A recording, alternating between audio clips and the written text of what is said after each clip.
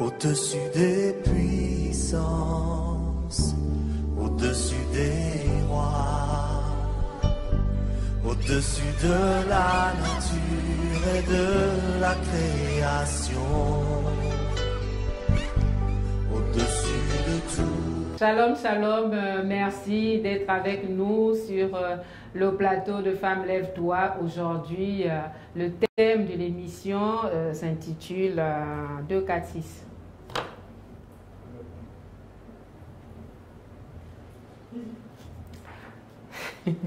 Coupe d'abord. Non, je vais vous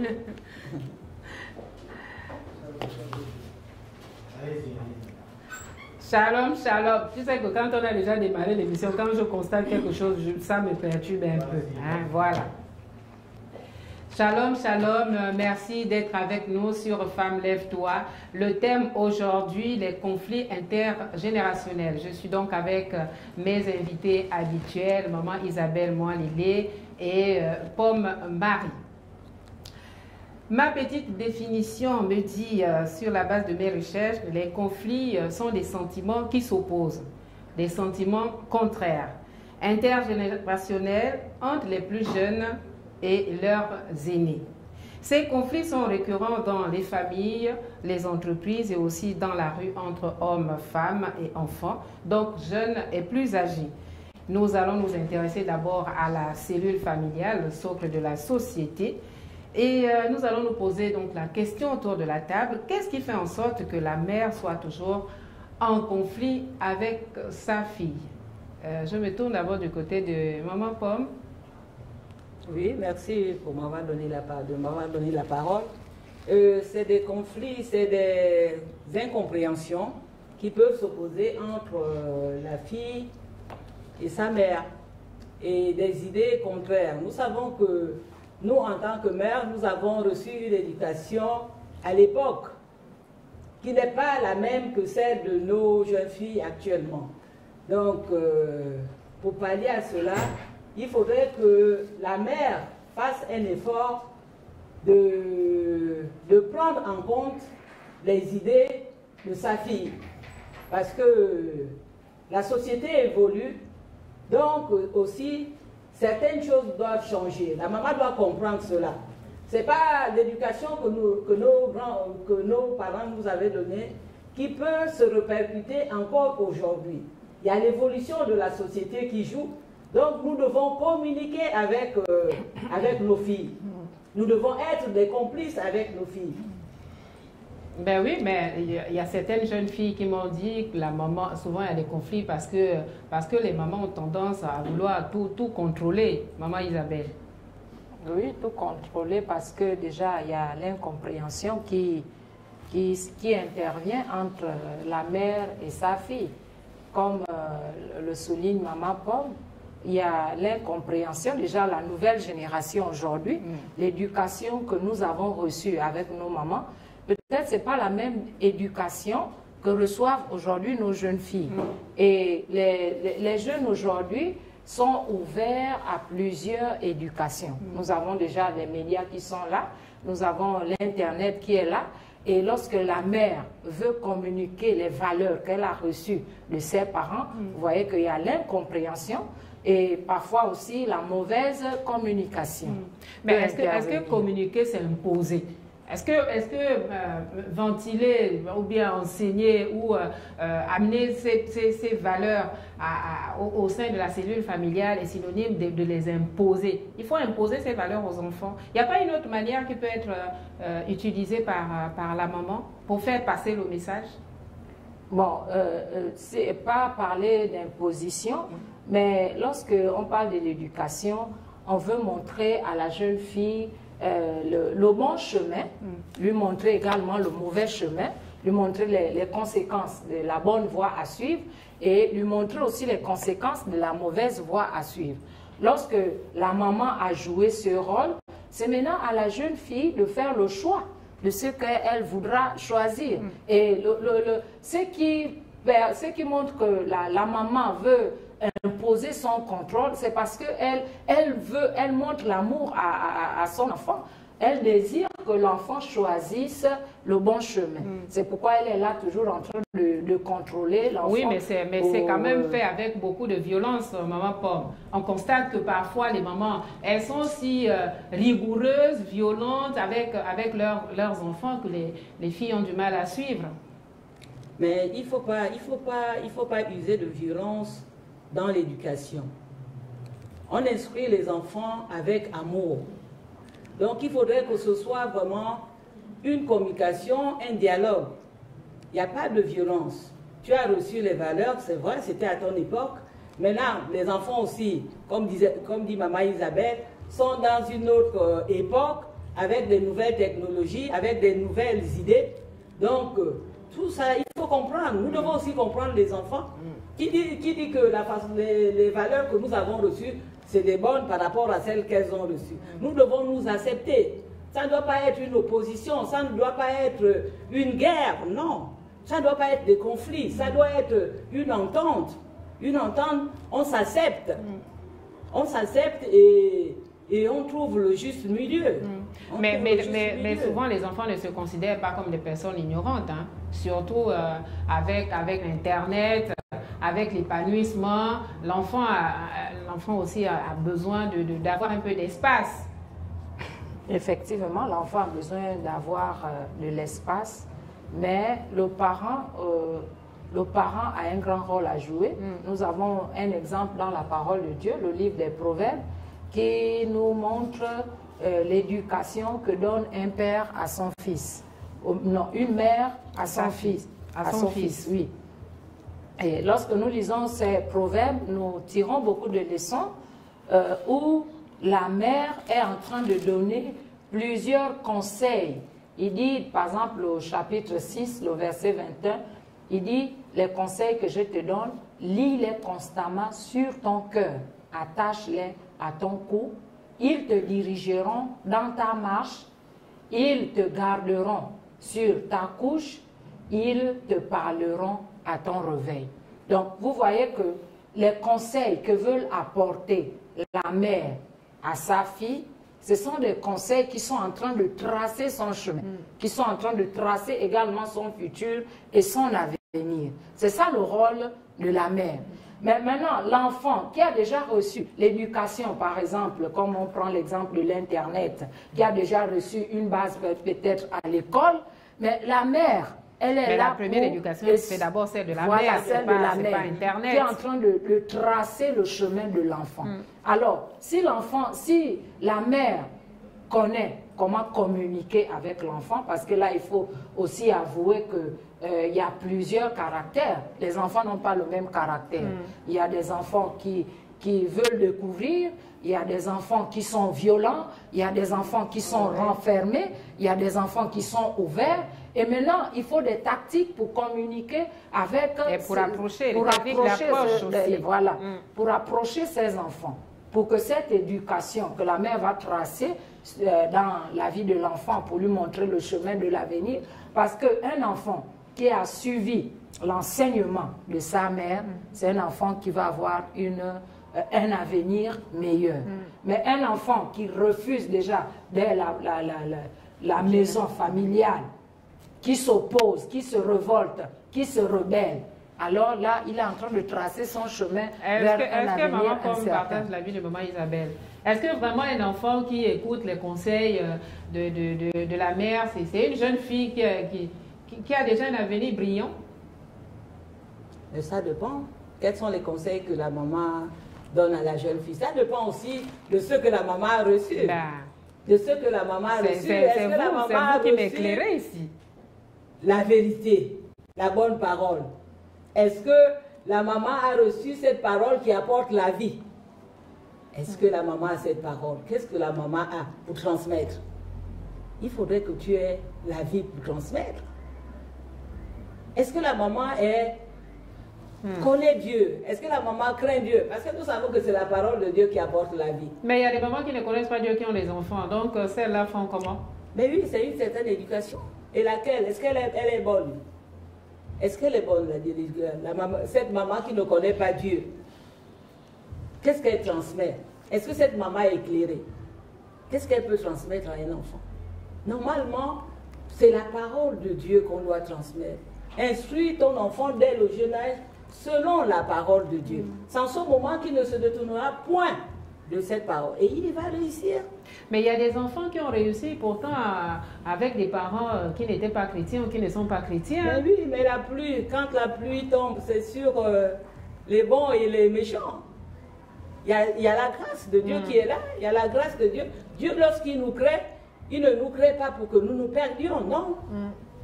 Donc, s'il y a des personnes, il y a des personnes aussi qui peuvent être sur le chemin de Dieu, peut-être qu'ils n'ont pas encore accepté Christ, mais dans leur manière d'agir, vous sentez un appel vers la crainte de Dieu. Peut-être que ces personnes aussi ont reçu une bonne éducation de leur maman ou de leurs parents. Mais on ne peut que transmettre ce qu'on a reçu. Même s'ils n'étaient pas chrétiens à l'époque. On ne peut transmettre que ce qu'on a de reçu. génération en génération.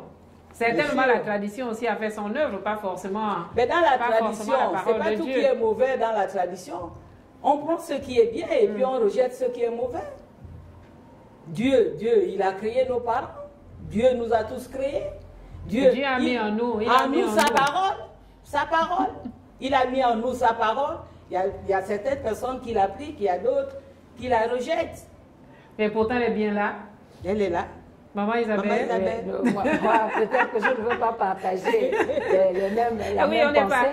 Mais ce que je voudrais dire, c'est que nos parents nous ont appris des valeurs. Même ceux qui n'ont pas connu Dieu, ils nous ont appris des valeurs et ces valeurs nous aident, tracent notre avenir. Par exemple, lorsque nous allons dans nos villages, la maman va te dire, lorsque tu rencontres une vieille maman en route avec un panier, fais en sorte de soulager cette vieille maman. C'est une valeur. C'est la valeur dans la société. Lorsque nous sommes au village, la maman va conseiller à son enfant, s'il y a une vieille maman dans le village, tu dois tout faire pour aller aider cette vieille maman parce que certainement elle n'a pas d'enfant comme moi. Il faut aller balayer sa maison, laver son linge, prendre soin de cette vieille maman. Mais ce sont des valeurs. Par exemple, lorsque nous voyons aujourd'hui, par exemple, vous rentrez dans un bureau, vous avez un jeune assis sur la chaise et une maman est debout. Ça ne montre pas que cet enfant a reçu les valeurs fondamentales qui peuvent l'aider dans la société. Donc, les valeurs, ça ne concerne pas seulement en ce qui concerne, par exemple, une maman chrétienne, mais les valeurs que nous avons reçues de nos parents, les valeurs traditionnelles, sont des valeurs qui peuvent tracer déjà le chemin. Le problème se pose au niveau de la transmission. Comment ces valeurs sont transmises? Comment dans les maisons, dans les familles, au sein de la cellule familiale, comment la maman arrive à transmettre ces valeurs à la jeune fille? C'est dans la manière. On ne veut pas dire ici que ces valeurs n'existent pas, mais c'est le comment. Mais le cadre, c'est la communication. Il faut qu'elle ait... Parce que c'est le comment qui suscite des réactions un peu... Il faut communiquer. Parce que généralement, nos parents ne s'asseyent pas avec les enfants. On ne les appelle pas, on Nous ne les non prend plus. pas. Notre génération non plus. On doit communiquer avec les enfants. Quand on relève un manquement, on appelle ces enfants, on s'assoit et puis... on bavarde, qu'il y ait eu une discussion entre enfants et nous. Bon, nous relevons, après, c'est fini. Parce que l'enfant, quand tu reprends l'enfant, il faudrait, par exemple, dans la maison, s'il y a plusieurs enfants, tu ne vas pas le reprendre devant tous les enfants, non. Tu dois l'appeler seul et tu bavardes avec ton enfant. Parce que lorsque tu reprends, si elle est plus petit, l'enfant est irrité. Tu ne sais pas ce que l'enfant, il se referme. Quelquefois, il ne parle même plus. Quelquefois, il ne s'ouvre même pas à toi. Parce que les conditions dans lesquelles le dialogue se passe ne le plaît pas. Un enfant, c'est lui qui a un problème, c'est lui que tu dois reprendre, tu l'appelles seul. Ce n'est pas le groupe. C'est pas le groupe. C'est pas le groupe. Et surtout quand il s'agit de la jeune fille, même si les enfants, garçons et filles reçoivent la même... Et là aussi, il y a les catégories. Il faut mettre les enfants en catégorie. Il y a les plus petits, il y a les adolescents, il y a les plus grands. Donc la manière dont je parle à un enfant de 5 ans, par exemple, quand 4 ans, ce n'est pas la même manière que je veux m'adresser à un enfant de 15 ans ou qui a déjà 20 ans ou 16 ans. Donc, mais certaines jeunes filles m'ont aussi dit que les mamans étaient très, très possessives, en fait. On a l'impression qu'elles ont peur parfois de relâcher ou de lâcher prise quand elles veulent passer le message. C'est toujours pour essayer un peu comment on va dire, d'imposer leur manière. Est-ce que c'est parce que la société en perte de vitesse, que la maman se comporte comme si vraiment elle avait peur de perdre quelque chose? Nous gardons nos enfants comme si c'était des perles, comme si on marchait sur des œufs pour ne pas les casser. Peut-être c'est une crise de confiance, hein? Parce que là aussi... Crise de confiance entre qui? Entre la mère et l'enfant. Certainement, la mère n'est pas sûre d'avoir communiqué vraiment ce qu'il faut à l'enfant. Elle a peur que l'enfant... Qu'est-ce qui fait peur à la mère finalement? Ce qui fait peur à la société, c'est la perte de valeur? C'est la société qui est en perte de valeur. Tel que lorsque nous sommes en train de parler aujourd'hui dans plusieurs nations, bien sûr, de cette loi qui est en train de prendre le contrôle, où chacun est libre de choisir sa voie sexuelle, chacun est libre de choisir ce qu'il veut. Vous voyez que ça peut faire en sorte que la mère soit craintive de ce que l'enfant peut rencontrer dehors. Donc elle est obligée de garder l'enfant comme en prison. Selon vous, maman Pomme, la liberté fait peur. Est-ce que c'est pas... Je ne sais pas finalement. Qu'est-ce qui fait peur? C'est mieux de garder les enfants dans cette cellule un peu comme vous avez peur, vous les gardez là, ou bien c'est mieux de les laisser libres, donner à l'enfant aussi la possibilité de s'exprimer? En principe, tout est risqué finalement. Mais le problème, c'est que dès le jeune âge, si l'enfant est bien instruit, si l'enfant a reçu les bonnes valeurs, la parole nous disait tout à l'heure que lorsqu'il sera grand, il ne se détournera point. Donc, il n'y a pas d'inquiétude à faire. Il faut laisser l'enfant libre. Vous savez que vous l'avez déjà formé et maintenant, il va au front. Parce que la société aussi, c'est justement. Voilà, il doit aller affronter la réalité. Mais puisqu'il a déjà un dépôt en lui, il ne s'en détournera point. Mais on a souvent peur de libérer nos enfants comme ça. On a peur de leur dire, bon, tu es un grand garçon, maintenant tu peux peut-être voler de tes propres ailes, ou la jeune fille. On veut garder nos enfants toujours... C'est une façon de parler. Ça ne veut pas dire que nous ne devons pas avoir un œil sur nos enfants. Quand je dis ça, nous ne devons pas avoir, nous devons quand même avoir un regard sur nos enfants lorsqu'ils rentrent dans la société. Que nous les lâchons, nous devons avoir un regard quand même. Quand nous remarquons que ce n'est pas bien, nous nous faisons appel et puis bon, le dialogue est imposé, on bavarde, on communique. Et là, lorsque l'enfant est relâché, il faut aussi avouer que parfois, lorsque l'enfant a maintenant deux tendances, il veut goûter le dehors, il a aussi l'éducation qu'il a reçue de la maison. Et lorsque l'enfant sort, s'il se lance dans ce qu'il reçoit dehors, vous voyez qu'il y aura des conséquences. Et lorsque l'enfant est frappé par les conséquences, quand il revient, les conséquences vont l'enseigner mieux que les conseils qu'il a reçus. Et il va tirer plusieurs leçons qu'il pensait que parfois sa mère était contre lui ou bien contre elle. Il va se rendre compte que finalement, l'éducation que ma maman m'a donnée, c'est cette éducation que je dois suivre parce qu'il a tiré des conséquences. Est-ce que c'est pas ce que la mère, je ne sais même pas si la mère de Moïse dans la Bible, je ne sais pas si la mère de Moïse est citée, mais dans la Bible, il y a une histoire qui raconte un peu comment la maman de Moïse, après l'avoir caché pendant 3 mois, l'avait finalement laissé dans une corbeille parmi les roseaux au bord du fleuve. Elle a quand même réussi à libérer son enfant alors que l'enfant était né pendant une période vraiment, on peut aussi considérer en perte de vitesse, voilà, difficile. Mais la maman a fait confiance en Dieu, certainement. Elle n'avait pas le choix. Voilà, elle a libéré son enfant. Est-ce que c'est pas parce qu'il nous manque aussi, de notre côté, nous, la foi voilà pourquoi nous gardons nos enfants. Est-ce que ce n'est pas par crainte? Bon, là, on peut aussi ajouter la crainte et le manque de confiance en Dieu. C'est vraiment ça. Parce que lorsque nous lisons, c'est l'histoire de la mère de Moïse, Séphora, non, pas Séphora, qui avait sa maman, qui a confié l'enfant, nous pouvons dire entre les mains de Dieu, parce que là, c'est laisser l'enfant dans la nature et totalement faire confiance en Dieu. Et là, nous voyons que Moïse a reçu une éducation qui lui a permis d'avoir les valeurs d'un enfant, d'un roi, parce que la maman a fait confiance au Seigneur.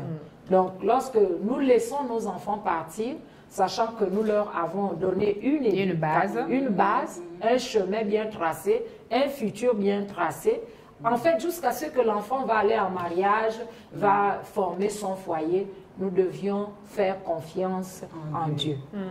Maman Paul? Effectivement, quand dans ce passage biblique, la maman de Moïse avait vraiment une relation avec Dieu. C'est sûrement par rapport à la révélation divine qu'elle a mis son enfant dans cette corbeille et l'a laissé partir dans le fleuve pour empêcher qu'on le tue. Bon. Donc, nous, en tant que mère, nous devons mener une vie de prière pour pouvoir recevoir des instructions qui viennent de Dieu par rapport à nos enfants. Parce que nous-mêmes, nous ne pouvons rien. Nous n'avons confiance en Dieu parce qu'il se révèle à ceux qui vont auprès de lui rechercher la direction pour chaque enfant. Chaque enfant nous devons recevoir une direction de Dieu. Donc nous devons, en tant que femmes, nous devons être ces sentinelles-là qui prient pour nos enfants. Passons plus de temps à prier pour nos enfants, afin que le Seigneur nous donne la direction, la façon de les éduquer, la façon de faire qui peut être différente d'un enfant à un autre. Oui, mais parce que les enfants ont besoin d'écouter les conseils des parents, mais dans l'amour. Dans la Bible, il y a une parole qui dit parents, n'irritez pas vos enfants, je crois, et enfants, obéissez à vos parents. Mais ce n'est pas dit sur la base d'une autorité rigoureuse qui veut tout imposer. Quand le parent s'adresse à son enfant ou bien veut transmettre une valeur aux jeunes enfants, est-ce que c'est fait dans une lutte ou bien dans un sentiment d'amour, de flexibilité? Peut-être on va relire ce passage pour le citer. Éphésiens 6, 1 à 4. Enfants, obéissez à vos parents selon le Seigneur, car il est juste. Honore ton père et ta mère. C'est le premier commandement avec une promesse, afin que tu sois heureux et que tu vives longtemps sur la terre. Et vous, pères, n'irritez pas vos enfants, mais élevez-les en les corrigeant et en les instruisant selon le Seigneur. Je crois que le Seigneur il savait déjà qu'on devait avoir des conflits dans les familles. Hein, là où il y a 2-3 personnes qui vivent ensemble, il y a toujours des conflits. Donc il a donné c'est un conseil ou bien c'est un ordre? C'est un ordre, là. Oui, c'est un ordre aux enfants, mais aussi aux parents. Les enfants ont le rôle d'obéir, les parents ont le rôle d'éduquer, mais sans irriter les enfants. Oui, dans l'amour, pleine confiance. Voilà, dans l'amour, dans le respect, dans la confiance. Voilà. Mais nous voyons... Oui, Madame Paul voulait ajouter quelque chose? Oui, je voudrais ajouter, prendre une image. Oui. Nous sommes les enfants de Dieu, n'est-ce pas? Mais notre Dieu, il ne nous suit pas avec des gourdins, il nous laisse libres. Il nous montre le chemin. Ah, mais apparemment, dans les maisons, on fait même plus nous que sommes Dieu. libres. Mais maintenant, nous, pourquoi ne pas le faire à nos enfants? Instruire l'enfant, voici le bien, voici le mal. laisser la liberté aux enfants de choisir. C'est ce que Dieu nous demande de faire et c'est ce que nous devons faire. Est-ce que la tradition nous demande de laisser nos enfants libres? Parce que là aussi c'est un problème. Il y a certaines personnes qui ne connaissent pas, qui ne connaissent pas Dieu en fait, qui n'ont jamais accepté le Seigneur, mais qui marchent sur la base de la tradition. Est-ce que traditionnellement il y a une possibilité de laisser ou d'accorder cette petite liberté-là à nos enfants? Bon, dans l'éducation de nos traditions, je ne pense pas qu'il y avait la liberté de l'enfant de choisir. C'est les parents qui choisissaient à la place de l'enfant. Même le choix du conjoint, c'est les parents qui avaient la décision finale pour que l'enfant aille en mariage. Alors qu'aujourd'hui, avec les nouvelles technologies, l'on veut que chacun soit libre de son choix. On peut quand même retenir quelque chose de bien dans la tradition. On retient quelque chose de bien dans la tradition. Comme je venais de le souligner tout à l'heure, c'est que les parents avaient le désir de voir le bonheur de leurs enfants. Par exemple, lorsque un parent avait le choix du conjoint de son enfant, ça voudrait dire que le parent avait déjà étudié la famille dans laquelle l'enfant devait aller en mariage. Donc, si c'est les grands-parents ou la mère, elle avait étudié leur caractère, leur comportement, leur manière de travailler, leur manière de vivre dans le village, et elle était confiante que l'enfant va aller dans une bonne famille.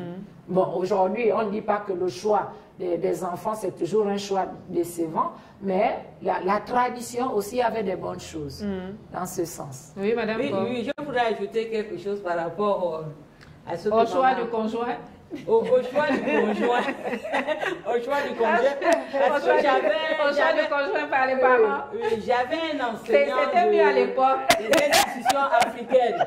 Il nous disait que, quand il nous dispensait le cours, il disait que par rapport au choix du conjoint, on allait jusqu'à regarder dans la poubelle de la belle famille pour savoir si c'est des personnes qui se nourrissent bien. Il y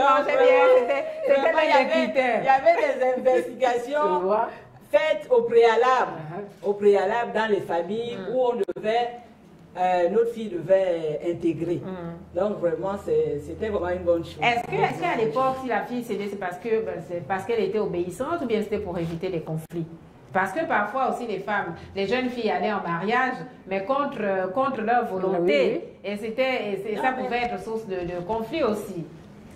Non, mais là, à cette époque, il y avait moins de conflits. Les jeunes filles étaient obéissantes. Elles faisaient confiance à leurs parents et elles se disaient que si le parent l'envoie là, c'est parce que c'est pour son bonheur.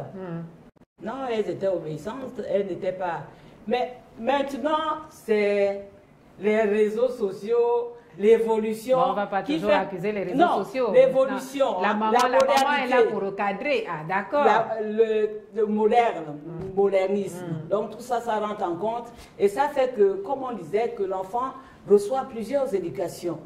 C'est des tâches de la tradition. Voilà. C'est des tâches de la tradition. Pour entrer dans le modernisme, c'est là où vous voyez qu'il y a des idées contraires. Il y a un peu de dérapage. Sinon, dans la tradition, à l'époque traditionnelle, vraiment les jeunes filles étaient obéissantes. Et vous remarquez que les mariages là, c'était des mariages qui mettaient du temps. C'était des mariages et puis on ne remarquait pas autant le divorce que maintenant. Mais on ne va pas accuser les réseaux sociaux, on ne va pas dire que c'est parce qu'il y a le modernisme. Le modernisme, il y a par beaucoup exemple, le choix qui se fait par Internet. Parce qu'aujourd'hui, il y a des mariages où le choix, je choisis mon conjoint par Internet. Mais là aussi, c'est la crainte aussi pour les parents de laisser un enfant aller se marier par Internet parce qu'on ne connaît pas sa famille, on ne connaît pas qui il est, on ne connaît pas ce qu'il fait dans la vie. Mais c'est aussi la foi. C'est aussi la foi quand la mère de Moïse a laissé Moïse parmi les robots. Elle était en relation avec Dieu. Elle a eu la révélation qu'il faut poser ce acte-là. Mais prier aussi pour que les enfants qui oui, c'est pour cela que je disais tout à l'heure que nous devons beaucoup prier pour nos enfants. Nous devons beaucoup prier pour nos enfants. Et manifester beaucoup d'amour. Ça, c'est aussi la clé.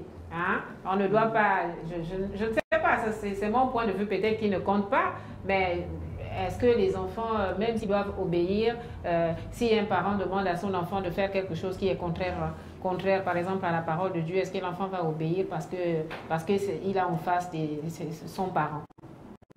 Non, ça. Non. Même quand la Bible demande à la femme d'être soumise, c'est toujours selon le Seigneur. Et l'obéissance de l'enfant, c'est toujours également selon le Seigneur, selon les recommandations du Seigneur. Si moi, en tant que parent, je demande à mon enfant d'aller commettre un crime, c'est déjà hors de la volonté du Seigneur. Donc, l'enfant n'a pas le droit d'obéir à cet ordre. Alors, dernière question, Madame Pomme, nous allons maintenant, nous courons vers la fin de l'émission. Ce n'est pas une question, peut-être quelques mots en guise de conclusion. Conflit entre les générations, jeunes filles, jeunes enfants au sein de la cellule familiale, avec une mère un peu agitée qui a peur, qui contrôle les enfants, mère poule avec ses poussins. Qu'est-ce qu'on peut dire à cette jeune femme-là qui vit avec ses enfants? Non, qu'on dise et qui a cette lourde responsabilité. Qu'elle instruit ses enfants selon le Seigneur, selon les voies du Seigneur, et qu'elle prie pour ses enfants, afin que le Seigneur donne à cette femme la direction pour l'éducation de ses enfants. Et demander au Seigneur de l'aider pour ne pas irriter ses enfants. Parce que lorsque les enfants sont irrités, ils sont renfermés, ils deviennent encore plus méchants, ils ont encore des idées opposées, il n'y a pas d'harmonie dans la famille, l'ambiance est tendue dans la famille.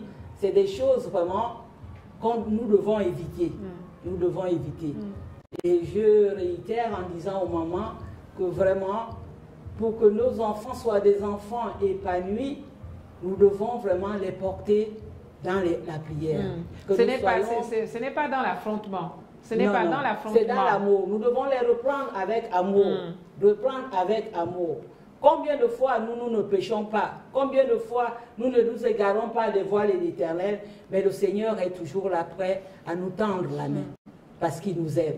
Nous aussi, nous devons aimer nos enfants. Maman Isabelle? Oui, terminer avec ce conseil de Maman Pomme, insister que nous avons une lourde tâche que le Seigneur nous a confiée, d'éduquer ces enfants que Dieu nous a donnés. Donc notre prière, c'est que Dieu nous aide à les éduquer avec amour, avec patience, mais aussi avec persévérance. Voilà, vous avez donc suivi l'émission avec beaucoup d'intérêt. Merci de nous avoir regardés. On se donne rendez-vous la semaine prochaine. D'ici là, portons-nous bien. Au revoir.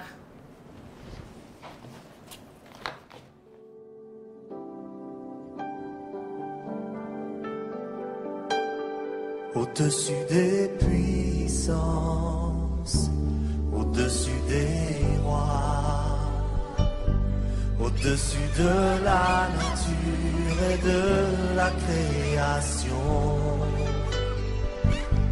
au-dessus de tout.